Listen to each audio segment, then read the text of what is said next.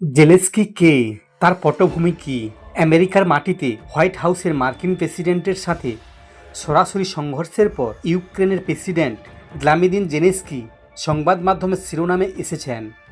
3 বছর ধরে রাশিয়ার সাথে যুদ্ধরত এই দেশটি মার্কিন রাষ্ট্রপতির সাথে সংঘর্ষের পর হঠাৎ করেই আলোচনার বিষয় হয়ে ওঠেন। তাহলে এই জেলেনস্কি কে?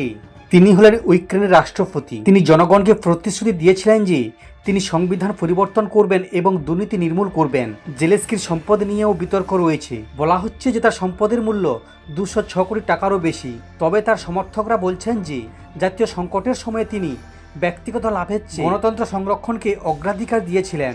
জেলেনস্কি ক্ষমতায় আসার পরই 2020 সালে করোনা মহামারী বিশ্বকে নাড়িয়ে দেয়। ইউক্রেনেও কোভিড-19 প্রভাব তীব্র হয়েছে। সেই দুর্যোগের সময় তিনি সরকারি নীতি পরিবর্তন করেছিলেন এবং জনগণকে সাহায্য করেছিলেন। তবে 2022 সালে রাশিয়া ইউক্রেনের বিরুদ্ধে যুদ্ধ শুরু করে। এটি জেলেনস্কির জন্য সবচেয়ে বড় চ্যালেঞ্জ হয়ে দাঁড়িয়েছিল।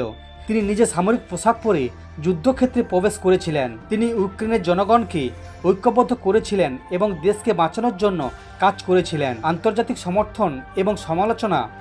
জেলেনস্কি মার্কিন যুক্তরাষ্ট্র সহ পশ্চিম দেশগুলি থেকে ব্যাপক আর্থিক ও অস্ত্র সহায়তা পেয়েছেন। আমেরিকা থেকে লক্ষ লক্ষ কোটি টাকা সাহায্য করতে তিনি গুরুত্বপূর্ণ ভূমিকা পালন করেছিলেন। তবে তার সমালোচকরা তাকে একজন যুদ্ধপ্রেমী হিসেবে বর্ণনা করেন। অন্যদিকে তার সমর্থকরা তাকে একজন সাহসী নেতা বলে প্রশংসা করেছেন।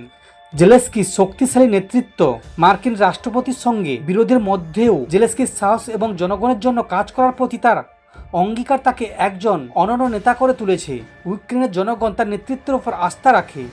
আগামী দিনে এই যুদ্ধ কোন দিকে যাবে তা অজানা। তবে জেলেনস্কি তার নেতৃত্বের দক্ষতা দিয়ে বিশ্ব রাজনীতিতে নিজের জন্য একটি অনন্য স্থান তৈরি করেছেন।